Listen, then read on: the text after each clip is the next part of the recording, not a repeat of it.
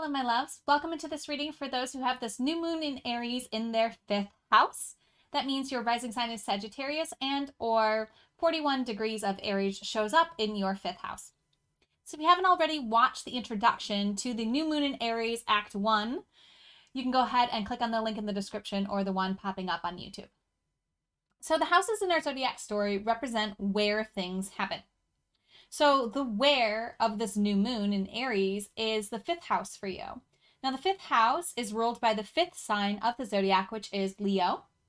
The theme of the 5th house is creativity, which is also a theme of the Leo energy and vibration. So the areas of our life that this house represent are pleasure, hobbies, fun, games, and first child.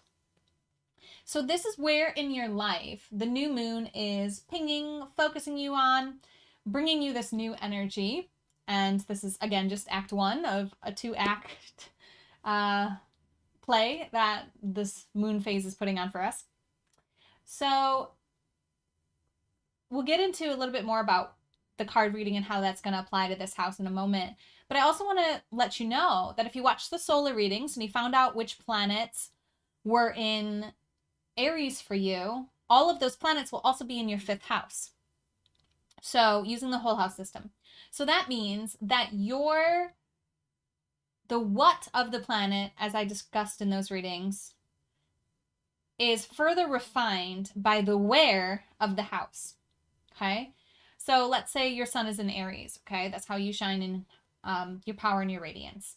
Okay. But where you shine in your life is through your creativity, because this is in the house of creativity. So that's how you would kind of apply that. So I'm just kind of letting you guys know that Aries is always the ruler of your 5th house, and anything in Aries will always be in the 5th house for you using the whole house system. So for this new moon in Aries, we're drawing a card to get guidance on how to stay true to your creativity through the things that are changing in your life right now. So we're going to be getting guidance from the Angel Therapy deck by Doreen Virtue. And if you haven't already, close your eyes, take a few deep breaths, open your heart to receive the guidance most aligned for you at this time. You can do that. You can also call in your spiritual support team if that feels good and right to you. Pause the video if you need more time. Your card was pretty quick to come out.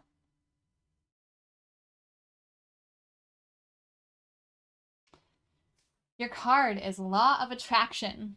It says, relationships and activities that you once enjoyed are now changing as you become more sensitive and aware of energies. Interesting.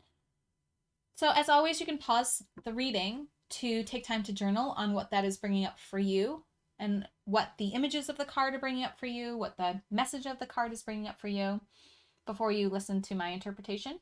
It's always best to capture your first impulses before you listen to the reader give you their explanation, because then you have time to tap into your own knowing and understanding and your own communication from your guides, which is always what my intention is with these readings, is to guide you back to your own knowing, your own understanding, your own relationship with your guides. Okay.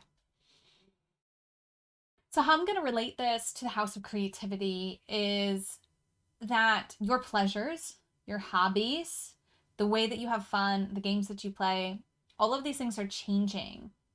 You are going through an expansion of your sensitivities. And as you expand your sensitivities, the ways that you express yourself and the things that you find enjoyable themselves are changing, right? Because this is in your house of creativity.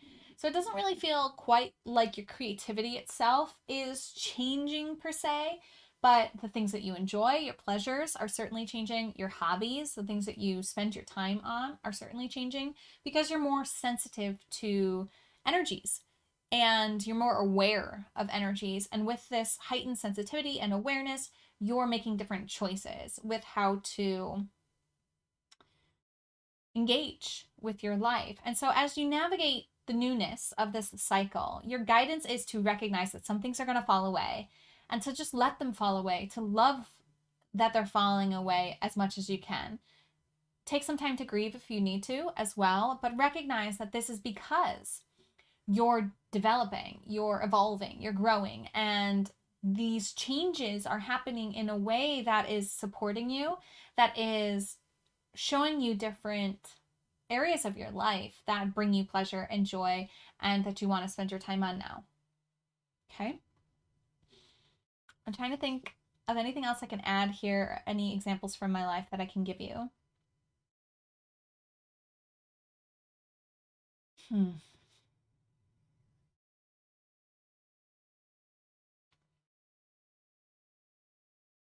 I use this example all the time of really loving to watch streamers stream on Twitch. Kriparian team over here.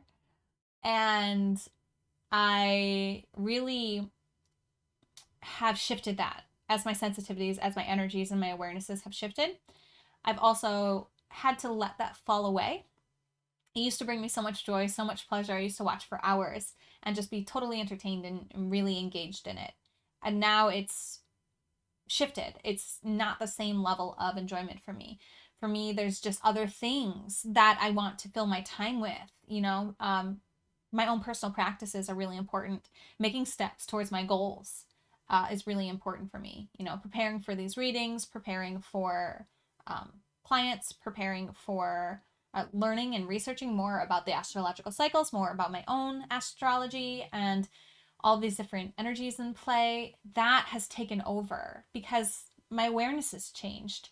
The importance that I place on self-knowing and self-care and moving forward in my life and making steps towards my goals. That's different now than it was before.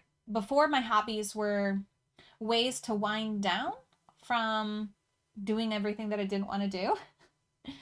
And now my hobbies are ways to build myself up when I have time to do something that I want to do. And so that's just a shift that I've made. So it may be a shift like that for you. I was guided to share that. But I don't really have more to share on this one. I think 5th house Aries, Sagittarius risings. This is very short and sweet and just a reminder that, hey, things are changing for you. You are a different person now and you are sending out a different vibration. And so the things that you feel resonant with and then the way that you spend your time, especially the pleasures and the fun that you have, is changing. Okay? Doesn't mean it's going away. It just means it's expressing itself in a different way. Okay? Let me know how this resonates. Let me know if you have questions. Enjoy Act 1 of this new moon in Aries phase. And as always, namaste. The universal light within me salutes and honors that universal light within you. Namaste.